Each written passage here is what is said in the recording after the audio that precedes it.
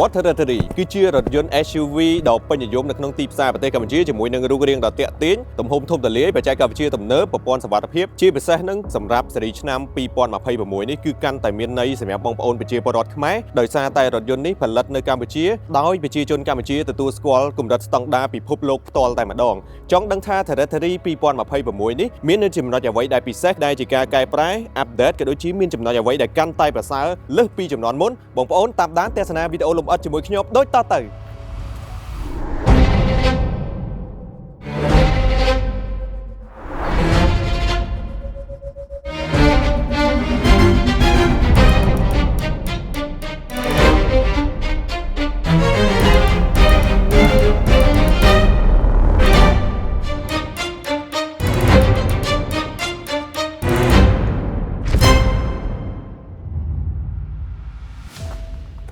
ផលិតនៅកម្ពុជាដោយប្រជាជនកម្ពុជាកម្រិតស្តង់ដារពិភពលោកបងប្អូនអ្នកគ្នានេះគឺជា brand សហរដ្ឋអាមេរិកដ៏ល្បីឈ្មោះមួយគឺ Ford ដោយសារតែឥឡូវគឺយើងបោះជំហានទៅមុខមួយជំហានទៀតបង្ហាញទៅកាន់ពិភពលោកថាយើងកាន់តែមានសក្តានុពលខ្លាំងនៅក្នុងវិស័យយានយន្តហើយនេះមិនមែនត្រឹមតែត្រៀមផ្គត់ផ្គង់សម្រាប់ទីផ្សារក្នុងស្រុកយើងទេគឺអាចនឹងឆ្លើយតបទៅកាន់ទីផ្សារពិភពលោកនាពេលអនាគតផងដែរនេះគឺជារឿងមួយដែលបងប្អូនគួរតែសាទរសម្រាប់ Ford Territory 2026នេះគឺជាចំណុចនៃការផ្លាស់ប្ដូរមួយវាមិនទាំងស្រុងក៏ប៉ុន្តែវាមាននូវចំណុចពិសេសជាច្រើនដែលខ្ញុំនឹងរៀបរាប់ជូនបងប្អូននាពេលនេះខ្ញុំសូមចាប់ផ្ដើមពី spec ម៉ាស៊ីនគឺជាប្រភេទម៉ាស៊ីនសាំង EcoBoost 1.5 liter turbo គឺជាប្រភេទម៉ាស៊ីនដែលផលិតបាននៅកម្លាំង163 PS កម្លាំងរមុល250 Nm ប្រអប់លេខ7 វគ្គអូតូម៉ាទិកជាមួយនឹងបច្ចេកវិទ្យា EcoBoost នេះបងប្អូនយើងតែងតែឆ្ងល់ថាតើវាជួយអ្វីខ្លះEcoBoost គឺជាបច្ចេកវិទ្យារបស់ Ford ដែលផ្ដោតខ្លាំងទៅលើសមត្ថភាពនៃការបើកបរ performance ក៏ដូចជាកាត់បន្ថយនៅកម្រិតស៊ីប្រេងឥន្ធនៈឲ្យកាន់តែប្រសើរនេះគឺជាចំណុចដែលល្អមួយសម្រាប់ Ford Territory ស៊េរីថ្មី2026នេះហើយចំណុចដែលកាន់តែអស្ចារ្យនិងកាន់តែគួរឲ្យចង់ដឹងខ្លាំងបំផុតគឺទៅលើការ design បងប្អូនសូមផ្ដោតមើលទៅលើការ design នៃរថយន្ត Territory 2026ដែលនៅខាងស្ដាំដៃខ្ញុំនេះគឺជារថយន្តមួយដែលមាននៅការ design បែបថ្មីដែល Ford ក៏ឲ្យឈ្មោះថា Bold Minimalist Style មើលទៅ clean តែម្ដងឥឡូវខ្ញុំសូមផ្ដោតសំខាន់មុនគេទៅលើចង្កៀងដែលមាន daytime running light ដែលជា signature របស់ Ford ផ្ទាល់តែម្ដងចង្កៀងនេះទៀតសោតគឺជាប្រភេទ LED ដែលមានមុខងារតម្លើងនិងតម្លាក់បាច់ពន្លឺដោយស្វ័យប្រវត្តិដែលវាគឺជាមុខងារសុវត្ថិភាពមួយសម្រាប់អ្នកប្រើប្រាស់ផងដែរបងប្អូនកលេចមកមើលប៉ុណ្ណាដែល design ជាលក្ខណៈ glossy black មើលទៅគឺបែបខ្មៅរលើបរលោងតែម្ដងគឺ design ជាមួយនឹងបន្លោះខ្យល់ដែលមើលទៅល្អិតល្អិតក៏ប៉ុន្តែគេបន្ថែមមកជាមួយនឹងក្រូមមេតូចតូចទៅវិញ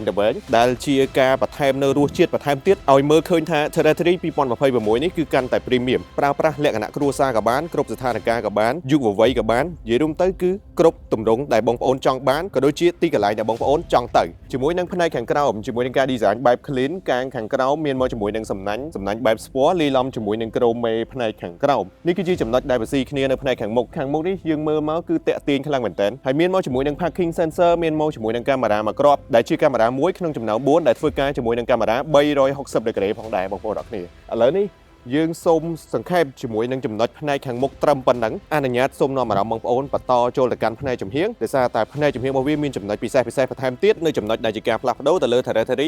2026នេះចឹងកុំឲ្យខាត់ពេលយូរសូមនាំអារម្មណ៍បងប្អូនចូលទៅកាន់ផ្នែកចំហៀងរបស់គ្នាតោះចាប់ផ្ដើមជាមួយនឹងយ៉ានកង់គឺជាប្រភេទអាលុយមីញ៉ូម19អ៊ីងដែលជាការ design បន្ថែមថ្មីសម្រាប់ Territory 2026ទម្រង់នេះគឺកាន់តែស៊ីគ្នាជាមួយនឹងការ design រថយន្តផ្ទាល់តែម្ដងបងប្អូនកលេចទៅមើលទៅគឺមានពណ៌ខ្មៅលាយមកជាមួយនឹងក្រូមមេឥឡូវយើងទៅមើលចំណុចពិសេសបន្ថែមទៀតនិយាយពីតឡោកកញ្ចក់គឺមានសញ្ញូ LED មានកាមេរ៉ាមួយគ្រាប់ក្នុងចំណោម4ដែលធ្វើការជាមួយនឹងប្រព័ន្ធសុវត្ថិភាពមួយជុំរថយន្តជាមួយនឹងកញ្ចក់មានមកជាមួយមុខងារបន្លាញ Sport Monitor តឡោកកញ្ចក់នេះអាចធ្វើការក្តោបបានដោយស្វ័យប្រវត្តិផងដែរមុននឹងចាប់ផ្ដើមទៅចំណុចបន្តនិយាយពី dimension បន្តិចបងប្អូនអរគ្នា dimension នៅតឹង 1935 mm ជាមួយនឹងបណ្ដោយ 4685 mm ហើយនិយាយពីកម្ពស់វិញបងប្អូនគឺ 1706 mm កម្រិតកង់វាគឺ 2726 mm ចឹងទំហំប៉ុណ្ណេះវាមិនមែនជារថយន្តមួយដែលមានទំហំចង្អៀតទេគឺធំទូលាយសម្រាប់ការប្រើប្រាស់តែម្ដងឥឡូវយើងទៅមើលផ្នែកខាងលើមានមកជាមួយនឹងគេហៅថា Vigel លើដបូលជាភាសាសាមញ្ញឬក៏គេហៅថាកាងលើដបូលជាមួយនឹងពណ៌ទឹកប្រាក់ក្រូមេដែលវាស៊ីគ្នាជាមួយនឹងគ្រប់ កលុកកលៀតនៃរថយន្តដែលតែបំពាក់មកជាមួយនឹងពណ៌ក្រមមេណាក្រមមេនេះវាបន្ថែមសម្រស់រថយន្តឲ្យមើលទៅកាន់តែ premium ហើយជាក់ស្ដែងដូចជាសុំជាមួយនឹងប្អួចរបស់វាហ្នឹងគឺសុំពណ៌មកជុំគឺក្រមមេបែបភ្លឺឆ្លោះតែម្ដង designer គាត់ design មកឲ្យវាមើលទៅនៅតែរក្សាបាននៅរូបរាងបែបតាក់ទាញបែបទាន់សម័យរហ័សរហួនបែបស្ពណ៌ហ្មងសម្រាប់ផ្នែកជំហៀងនេះខ្ញុំសូមយកតែចំណុចពិសេសត្រឹមប៉ុណ្ណឹងសូមនាំអារម្មណ៍បងប្អូនបន្តចូលទៅកាន់ផ្នែកខាងក្រោយទាំងអស់គ្នាដោយសារខាងក្រោយមានចំណុចដែលនឹងត្រូវផ្លាស់ប្ដូរបន្ថែមទៀតសម្រាប់ឆ្នាំ2026ខ្ញុំគិតថា Fan Territory ប្រកាសជាពេញចិត្ត អូខេបងប្អូនឥឡូវយើងចាប់ផ្ដើមនិយាយគ្នាជាមួយនឹងផ្នែកខាងក្រោយវិញម្ដង Territory គឺបានផ្លាស់ប្ដូរមកជាមួយនឹង logo ដែលវាមើលទៅស្អាតហ្មង logo ស៊េរីថ្មីរបស់ Ford គឺមើលទៅផុសហ្មងវាបែបរៀងដូច 3D យើងមើលទៅលើ stop នៅតែរក្សាបែប LED ដដែលយើងមើលចំណុចដែលផ្លាស់ប្ដូរខ្លាំងសម្រាប់ model ឆ្នាំ2026ទាំងអស់គ្នាបងប្អូនមើលទៅលើផ្នែកកាងខាងក្រោមបាទផ្នែកខាងក្រោមនេះបងប្អូនឃើញទេកាងខាងក្រោមវា design diffuser ខាងក្រោមនេះឲ្យមើលទៅកាន់តែមានភាព sport សម្រាប់ model ឆ្នាំ2026ខ្ញុំគិតថាឆ្លើយតបមែនតើសម្រាប់បងប្អូនដែលគាត់ស្រឡាញ់នៅភាពស៊ីវិល័យហើយ concept បែបឡាននាថ្ងៃអនាគតសម្រាប់ផ្នែកកាងខាងក្រោមនេះក៏មានមកជាមួយនឹង parking sensor ដែល like ឥឡូវយើងមើលទៅកាន់ចំណុចពិសេសខាងលើគឺមានមកជាមួយនឹង rear spoiler បែប sport តែម្ដង rear spoiler នេះខាងលើពណ៌ដូចទឹកថ្នាំអញ្ចឹងប៉ុន្តែខាងក្រោមគឺបាទគេបដិញមកជាមួយនឹងពណ៌ខ្មៅហ្មងគិតថាតាក់ទាញមែនតើហើយសំខាន់គឺមាន stop front បាទនៅផ្នែកខាងក្រោយជាប់ជាមួយនឹង spoiler ទៀតហ្នឹងគឺជាចំណុចពិសេសរបស់ Territory 2026ក៏ដូចជា Fan Ford Territory ស្រឡាញ់ពេញចិត្តខ្ញុំគិតថាកន្លែងនេះគឺវាល្អខ្លាំងមែនតើក្រោយនេះក៏មានមកជាមួយនឹងកាមេរ៉ាចំនួន2គ្រាប់កាមេរ៉ាមួយធ្វើការជាមួយនឹងប្រព័ន្ធកាមេរ៉ា360 degree ហើយមួយទៀតគឺ rear view mirror បង្ហាញនៅកាមេរ៉ាផ្នែកខាងក្រោយអញ្ចឹងសម្រាប់ឃ្លុបខាងក្រោយវិញគឺអាចបើកបានច្រើនរបៀបជាពិសេសគឺបើកដោយ automatic យើងអាចចុចផ្ទាល់ក៏បានយើងអាចចុចនៅខាងក្នុងក៏បានតាមរយៈ smart key tele ក៏បានតាមរយៈការកវាសជើងក៏បានដែរខ្ញុំសូមបង្ហាញបងប្អូនបន្តិចពាក់ព័ន្ធជាមួយនឹងឃ្លុបខាងក្រោយចង់ដឹងថាឃ្លុបខាងក្រោយរបស់វាគឺមានចំណុចអ្វីដែលពិសេសក៏ដូចជាវាមានអ្វីដែលជាការផ្លាស់ប្ដូរខ្លះបងប្អូនមើលជាមួយខ្ញុំទាំងអស់គ្នាតោះខាងក្រោយនេះគឺធំតលាយវ៉ាលីគឺដាក់ម៉ាណែនពេញគឺអត់បញ្ហាបងប្អូនមើលកលុកឃ្លុបតលាយទាំងតឹងហើយជម្រៅទៅខាងក្នុងក៏គ្រាន់បើដែរជាពិសេសគឺមានមកជាមួយនឹងសន្ទះកាមញ្ញរីដូបិទជាមួយនឹងក្លិនម្ហូបអីវ៉ៃអាវ៉ាន់ម្ហូបអាហារណាដែលមានក្លិនបងប្អូនដាក់ចូលទៅខាងក្នុងនេះទៅនៅពេលដែលឃ្លុបនេះបិទគឺវាមានសន្ទះកាមញ្ញបិទហឹបចិត្តឆឹងតែម្ដងការប្រើប្រាស់លក្ខណៈគ្រួសារខ្ញុំគិតថាជាចំណុចដែលចាំបាច់ខ្លាំងបំផុតពីព្រោះថា SUV បងប្អូនដឹងស្រាប់ហើយបើសិនជាអត់មានសន្ទះនេះទេបងប្អូនដាក់អាហារណាដែលវាមានក្លិនខ្លាំងគឺវាភាយចូលទៅក្នុងកាប៊ីនឥឡូវយើងមើលទៅខាងក្រោមនេះទាំងអស់គ្នាថាវាមានអីខ្លះណោះខាងក្រោមនេះគឺមានមកជាមួយនឹងកង់សកួតនៅពេលមានករណីអាសន្នបែកកង់ធ្វើការផ្លាស់ប្ដូរហើយវាមាន tool របស់វានៅខាងស្ដាំនេះមកល្មមហ្មងអូខេបងប្អូនសម្រាប់ឃ្លុបខាងក្រោយគឺខ្ញុំមានប៉ុណ្ណឹងដែលឡែកយើងអត់ទាន់ដឹងដល់ឡើយពាក់ព័ន្ធជាមួយនឹងផ្នែកខាងក្នុងតើមានចំណុចអ្វីដែលពិសេសខ្លះកែប្រែសម្រាប់ Territory 2026នេះក្រុមជើញបងប្អូនទៅខាងក្នុងជាមួយខ្ញុំតគ្នាតោះបងប្អូនស្វាគមន៍មកកាន់ផ្នែកខាងក្នុងរបស់ Territory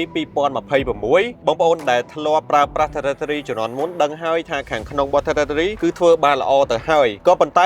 2026នេះបន្ថែមមកជាមួយនឹងជម្រើសពណ៌ពូកស្បែកថ្មីដែលមើលទៅមានភាពស៊ីវិល័យនិង modern ខ្លាំងមែនទែនកៅអីនេះមិនត្រឹមតែស្អាតទេប៉ុន្តែវាត្រូវបាន design ឡើងដើម្បីផ្ដល់នូវផាសុកភាពជាមួយនឹងខ្នើយកាយក្បាលតាមបែបរចនាថ្មីដែលមានភាពទន់ល្មើយកាត់បន្ថយការហត់នឿយបានយ៉ាងច្រើនទោះបីបងប្អូនបើកបរនៅក្នុងស្ថានភាពផ្លូវឆ្ងាយក៏ដោយការ decor បន្ថែមនូវសោភ័ណភាពឲ្យ Territory ស៊េរីថ្មីនេះកាន់តែមានភាព premium និងកាន់តែទាក់ទាញមកកម្រិតទៀតនៅផ្នែកខាងក្នុងខ្ញុំពេញចិត្តជាងគេគឺទៅលើពណ៌ពូកស្បែកតែម្ដងជាមួយនឹងពណ៌ការ៉ុតលាយមកជាមួយនឹងពណ៌ខ្មៅហើយធ្នេដេពណ៌ទឹកក្រូចបែបការ៉ុតណាបងប្អូនឃើញធ្នេដេបណ្ដិញជាមួយនឹងពណ៌ខ្មៅមើលទៅស៊ីគ្នាមែនតើជាពិសេសការ design Formica គឺ10លើ10តែម្ដងឥឡូវយើងមើលទៅលើអេក្រង់គឺជាអេក្រង់ភ្លោះ2ជាប់គ្នាមួយគឺជាអេក្រង់ផ្ដល់ព័ត៌មានសម្រាប់អ្នកបើកបរដែលមានទំហំ 12.3 អ៊ីនហើយមួយទៀតគឺជាប្រភេទអេក្រង់ប្រព័ន្ធកំសាន្តស៊ីនចំនួនថ្មីរបស់ Ford ដែលមានទំហំ 12 អ៊ីនអេក្រង់ប្រព័ន្ធកំសាន្តនេះមានមុខងារភ្ជាប់ wireless Apple CarPlay Android Auto មិនចាំបាច់ប៊ីនខ្សែទេគឺយើងអាចធ្វើការជាប់បានហើយអេក្រង់ប្រព័ន្ធកំសាន្ត touch screen នេះគឺមានមុខងារអាចឲ្យយើងធ្វើការបិទបើកនៅប្រព័ន្ធសុវត្ថិភាពឬក៏កំណត់ setting ផ្សេងៗបានយើងអាចធ្វើការកំណត់នៅ live មានន័យថាកំណត់នៅភ្លើងបិទបើកបាទ follow me home អីក៏យើងអាចធ្វើការបិទបើកវាបានដែរអានេះពាក់ព័ន្ធជាមួយនឹង door and window គឺទ្វារហើយនឹងប្អួចបាទសម្រាប់ផ្នែកខាងក្នុងនេះក៏ទទួលបាននៅ ambient light ដែលយើងអាចធ្វើការកំណត់បានរហូតដល់64ពណ៌ជាពិសេសបងប្អូនស្រឡាញ់ពណ៌អីអាចធ្វើការ select ពណ៌នឹងបានតាមតំណងចំណូលចិត្តកាន់តែពិសេសគឺប្រព័ន្ធកាមេរ៉ា360 degree វាបង្ហាញ កំហើញមកច្បាស់លើហ្នឹងចំណុចពិសេសគឺវាអាចធ្វើការមើលជាលក្ខណៈ 2D ក៏បាន 3D ក៏បានយើងអាចមើលបង្វិលមកជុំឡានបាននៅពេលដែលយើង select mode 3D នេះបងប្អូនចាំមើលបាទកវីដើម្បីមើលទៅលើ angle ឬក៏មុំមួយណាដែលបងប្អូនចង់មើលយើងចង់មើលខាងក្រោយក៏បានយើងចង់មើលចំហៀងក៏បានចង់មើលខាងមុខក៏បានខ្ញុំគិតថាប្រើ territory នេះមកអែមពាក់ព័ន្ធជាមួយនឹងសុវត្ថិភាពកាន់តែពិសេសវាមានមកជាមួយនឹងគំនូស direct តាមចកូតអញ្ចឹងងាយស្រួលមែនតើនៅក្នុងការចូលចតទីចៀតចូលផ្សារទំនើបចូលចំណតនៅកន្លែងធ្វើការបងប្អូនគឺសម្រាប់ territory នេះគឺងាយស្រួលតែម្ដងបងប្អូនអត់ចាំបាច់បារម្ភច្រើនទេហើយកាមេរ៉ាមិនមែនបង្ហាញតែទៅលើអេក្រង់ទេវាមាន review កាមេរ៉ារបស់វាមួយទៀតនៅខាងលើនេះមិនមែនគ្រាន់តែជាកញ្ចក់មកផ្ទាំងដើម្បីមើលទៅផ្នែកខាងក្រោយដែលមានឡង់ទីបង្រួមឲ្យមើលទៅឃើញចិត្តទេតែវាជាកាមេរ៉ាតែម្ដងនេះបងប្អូនបង្ហាញកំហើញរូបភាពច្បាស់ជាងកញ្ចក់ធម្មតាដែលភាគច្រើនបំពាក់នៅលើរថយន្តទូទៅយើងអាចសេរីទៅលើ angle យើងអាចសេរីទៅលើ color យើងចង់បានពណ៌បែបម៉េចសម្រាប់ពេលងឹតពណ៌បែបម៉េចសម្រាប់ពេលភ្លឺគឺយើងអាចធ្វើការ custom សេរីលើនឹងបានសម្រាប់កៅអីវិញគឺជាប្រភេទកៅអីស្រោបស្បែកហើយមានមុខងារត្រជាក់យើងអាចធ្វើការចុចទៅលើ set នេះហើយយើងកំណត់នៅកាំយើងចង់បាន3កាំក៏បានប្រហែលកាំក៏បានបាទ3កាំ2កាំឬក៏បិទក៏បានដែរហ្នឹងគឺសម្រាប់កៅអីផ្នែកខាងមុខទាំងសងខាងហ្នឹងគឺមានមុខងារត្រជាក់បាទយើងតចូលទៅកាន់ចំណុចពិសេសរបស់យើងបន្ថែមទៀតគឺទៅលើចកូតបាទចកូតគឺជាប្រភេទចកូតស្រោបស្បែកដែលមានមកជាមួយនឹងធ្នេដេពណ៌ទឹកក្រូចស៊ីគ្នាជាមួយនឹងផ្នែកផ្សេងៗនៅក្នុងរថយន្តជាពិសេសធូរស្រួលនៅក្នុងការកាច់មែនតើខ្ញុំប្រើកម្លាំងដៃស្រាលក៏យើងអាចធ្វើការបើកបានដែរដោយសារតែចកូតនេះគឺជាប្រភេទចកូត electronic សម្រាប់ចកូតរបស់វានេះគឺជាប្រភេទ multi functional steering wheel ដែលយើងអាចធ្វើការបញ្ជាទៅលើមុខងារផ្សេងៗឧទាហរណ៍ដូចជាការបញ្ជាទៅលើប្រព័ន្ធកំសាន្តតម្លើងតម្លាក់ volume ជាបដូរបទចម្រៀងលើកទូរស័ព្ទក៏ដូចជាចុចដើម្បីមើលទៅលើ menu ដែលបង្ហាញនៅលើអេក្រង់ផ្ដល់ព័ត៌មានសម្រាប់អ្នកបើកបរនេះហើយកាន់តែពិសេសគឺអាចប្រើប្រាស់ជាមួយនឹង voice command បានបញ្ជាដោយសំឡេងហើយកញ្ចក់ទាំង4របស់វានឹងគឺបិទបើកដោយ automatic បាទចុចមួយហើយនឹងឆ្កឹះមួយអូតូម៉ាទិកទាំង4ទ្វារតែម្ដងជាចំណុចពិសេសរបស់វាដែលយើងមិនគួរនៅក្នុងការមើលរំលងហើយមានកន្លែងបញ្ជាសីតុណ្ហភាពម៉ាស៊ីនត្រជាក់បញ្ជាសីតុណ្ហភាពបញ្ជា speed ទាំង HAL តាមរយៈហាច់លើហ្នឹងហ្មងរថយន្តនេះមានប្រព័ន្ធប្រសិទ្ធខ្យល់នៅក្នុងរថយន្ត PM 2.5 PM 2.5 នេះគឺជាតម្រងប្រសិទ្ធខ្យល់មួយដែលច្រោះមេរោគបានល្អមែនទែនគឺអត់មានអាចឲ្យបំភាយមេរោគតាមរយៈម៉ាស៊ីនត្រជាក់ចូលមកខាងក្នុងរបស់យើងទេធ្វើឲ្យការបើកបររបស់យើងបាននៅផាសុកភាពផងហើយនឹងអារម្មណ៍ស្រស់ស្រាយយើងចូលទៅកាន់ប្លុកផ្នែកកណ្ដាលនេះប្លុកផ្នែកកណ្ដាលហ្នឹងគឺយើងមានមកជាមួយនឹងការ design បែបរាបស្មើមានកន្លែង wireless charge សាកថ្មឥតខ្សែវាមានកលុកសម្រាប់ដាក់បាទយើងវាសទូរស័ព្ទបន្តិចទៅហើយមានកន្លែងនេះសម្រាប់ទុកហ្មងនៅខាងក្រោមនេះក៏មានមកជាមួយនឹងចង្កឹះលេខជាប្រភេទ e-shifter បាទចង្កឹះលេខ e-shifter នេះគឺស្រួលនៅក្នុងការបញ្ជាមែនតើបងប្អូនគ្រាន់តែមូលអត់ចាំបាច់ប្រើកម្លាំងហើយងាយស្រួលទៀតបាទហើយសុវត្ថិភាព e-shifter នេះក៏មានមកជាមួយនឹងហ្វ្រាំងដែរ electronic ប្រព័ន្ធ auto hold auto start stop បាទមាននៅក្នុងនេះទាំងអស់ហើយកន្លែងនេះក្រៅពីអាច touch screen ទៅលើអេក្រង់ប្រព័ន្ធកំសាន្តនេះក៏យើងអាចតម្លើងតម្លាក់ volume ឬក៏បដូរប៉ុស្តិ៍បទចម្រៀងតាមរយៈផ្នែកកណ្ដាលនឹងបានដែរយើងចុច home button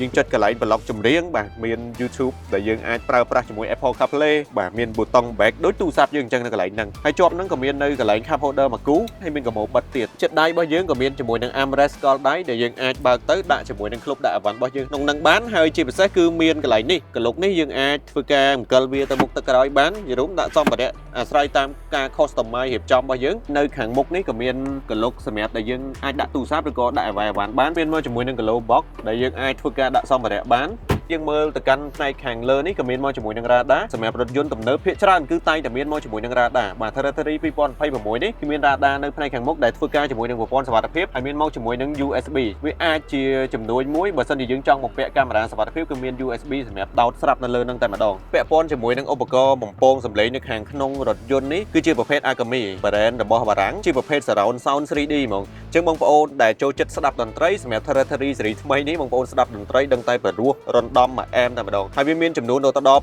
8គ្រាប់នៅខាងក្នុងរថយន្តនេះបាទពិសេសមែនតើហើយខាងក្រោមនេះក៏មាន USB មានរុនដូចបរិយបាទមានទាំង USB ធម្មតា USB Type C ផងដែរយើងមើលទៅខាងលើក៏យើងទទួលបាននៅ panoramic sunroof មកផ្ទាំងលាតទៅដល់ផ្នែកខាងក្រោយបងប្អូនយើងទទួលបានច្រើនមែនតើសម្រាប់រថយន្ត SUV របស់សហរដ្ឋអាមេរិកផលិតនៅកម្ពុជាដោយប្រជាជនកម្ពុជាទទួលស្គាល់កម្រិតស្តង់ដារពិភពលោកមួយនេះផ្នែកខាងមុខខ្ញុំសូមសង្ខេបយកតែចំណុចសំខាន់ប៉ុណ្ណឹងយើងនៅផ្នែកខាងក្រោយទៀតយើងអត់ទាន់បានដឹងនៅឡើយថាការ design ខាងក្រោយបែបម៉េចមានចំណុចអ្វីដែលពិសេសខ្លះសូមនាំអារម្មណ៍បងប្អូនទៅទស្សនាកៅអីជួរទី2ជាមួយខ្ញុំទាំងគ្នាតោះដោយសារតែគម្លាតកង់វែងអញ្ចឹងសម្រាប់ខាងក្នុងរបស់ Territory កៅអីជួរទី2នេះគឺតលាយស្រួលមែនតើបងប្អូនឥឡូវបងប្អូនមើលជាក់ស្ដែងដូចខ្ញុំសដោកមកអស់បាទមើលទៅលើគម្លាតជើងអូខេឥឡូវយើងមើលគម្លាតផ្នែកខាងលើវិញម្ដង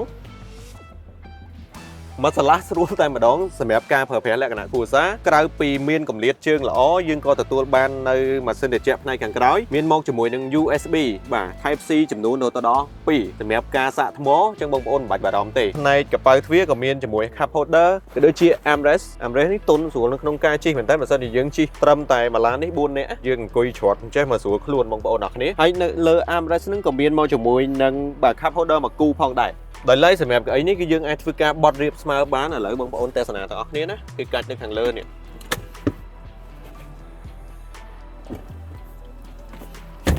ចឹងការបត់រៀបស្មើនេះសម្រាប់ការដាក់អវ៉ាន់ច្រើនបងប្អូនដែលគាត់ចូលចិត្ត camping ឬក៏ត្រូវដឹកអវ៉ាន់អីដែលធំឬក៏វែងបងប្អូនអាចកាច់កៅអី Terratary ជួរទី2នេះរៀបស្មើបានតម្លៃក៏សមរម្យផលិតនៅកម្ពុជាហើយ brand ល្អទៀតហើយ option អត់មានខ្វះទេក៏ប៉ុន្តែខ្ញុំជឿជាក់ថាបងប្អូនយើងអត់ទាន់ច្បាស់នៅឡើយពីគុណភាពនៃការបើកបរ performance នៃការបើកបរអារម្មណ៍នៃការបើកបរថាតើ Terratary ស៊េរីថ្មី2026នេះវាបើកបរទៅវាមានលក្ខណៈបែបម៉េចហើយសម្រាប់ performance ឡានហ្នឹងគឺវាបែបម៉េចវាមានប្រព័ន្ធ safety អីគេខ្លះខ្ញុំសូមនាំអារម្មណ៍បងប្អូនចូលទៅកាន់វគ្គ test drive ទាំងអស់គ្នាទៅលើ Terratary 2026នេះតោះ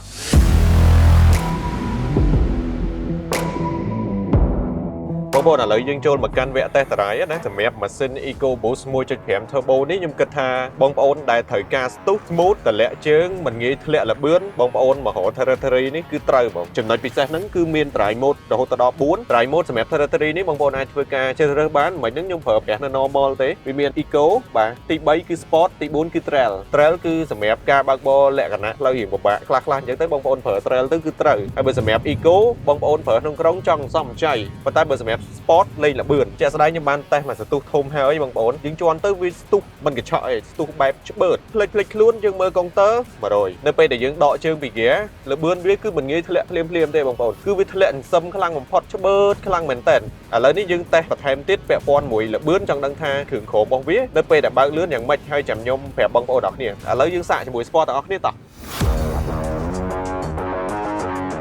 Drive mode ប្រភេទ Sport គឺវា response ល្អមែនតើទៅលើចង្កូតគឺចង្កូតរបស់វារៀងតឹងទប់លំនឹងល្អជាងមុនហើយជន់ទៅក៏ហ្គែរបស់វា response បានល្អមែនតើខ្ញុំគិតថាគ្រឿងក្រមសម្រាប់ Terratary 2026នេះគេធ្វើការ update ច្រើនហើយបើនិយាយពីប្រព័ន្ធទប់លំនឹងវិញគឺអែមខ្លាំងមែនតើគឺឃើញថា Terratary ធ្វើបានល្អមែនតើក្រាបជាប់នឹងដីហ្មងសំខាន់នៅពេលដែលយើងរត់កាន់តែលឿនគឺមានអារម្មណ៍ថាវាជាមួយទឹកក្រមខ្យល់អញ្ចឹងឡាននេះគឺនឹងបើយើងជ្រុលជានិយាយទៅលើប្រព័ន្ធទប់លំនឹងហើយខ្ញុំក៏មាននៅចំណុចពិសេសទៅលើ Terratary នេះពីប្រព័ន្ធបច្ចេកវិទ្យាជំនួយទៅលើការបើកបរឬក៏ driving assist ដែលបំពាក់នៅលើ Terratary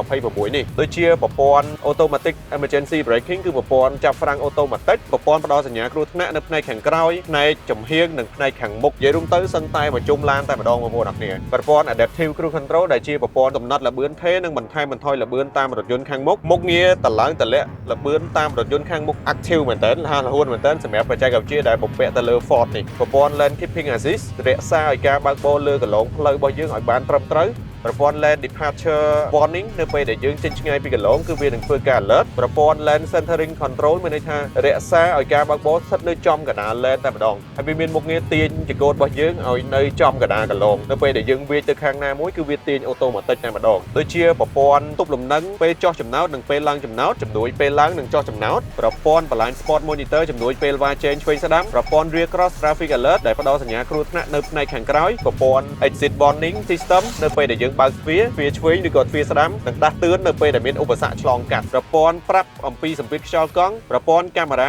360ដឺក្រេមានមកជាមួយនឹងគំនូសដែលអាចធ្វើការបត់បែនទៅតាមចង្កូតបានប្រព័ន្ធហ្វ្រាំងមាន ABS EBD ក៏ដូចជាប្រព័ន្ធ traction control ដែលជាប្រព័ន្ធទប់លំនឹងជាដើមសិតតែជាមុខងារដែលពិសេសដែលឡែកសម្រាប់ពងសុវត្ថិភាពមានចំនួន6គ្រាប់ប្រព័ន្ធបិទបើកឃ្លុបក្រោយដោយស្វ័យប្រវត្តិដោយការកវាសជើងជាដើមប្រព័ន្ធចាក់សោរថយន្តដោយស្វ័យប្រវត្តិនៅពេលដែលយើងដើរចេញប្រព័ន្ធបញ្ឆេះនិងបលត់រថយន្តពីចម្ងាយតាមរយៈ Smart Key និងរួមមកជាមួយនឹងប្រព័ន្ធសុវត្ថិភាពជាច្រើនផ្សេងទៀតដែលខ្ញុំមិនទាន់បានរៀបរាប់អញ្ចឹងសម្រាប់ Ford Terratary ឆ្នាំ2026នេះទាំងស្អាតទាំងទំនើបប្រព័ន្ធសុវត្ថិភាពក៏ច្រើនមុខងារផាសុកភាពក៏ល្អអញ្ចឹងសម្រាប់ budget ថវិកាជាង$40,000នេះខ្ញុំគិតថាល្អមែនទែនសម្រាប់ Ford Terratary ថ្មីនេះខណៈពេលនេះដែរវីដេអូក៏ត្រូវបានដល់ទីបញ្ចប់ខ្ញុំបាទក៏សូមអរគុណបងប្អូនសម្រាប់ការតាមដានពីដើមរហូតដល់ចប់បើសិនជាបងប្អូនមានខមមិនអ្វីអាចធ្វើការខមមិនសួរនាំបានជំរាបលាជួបគ្នានៅវីដេអូក្រោយ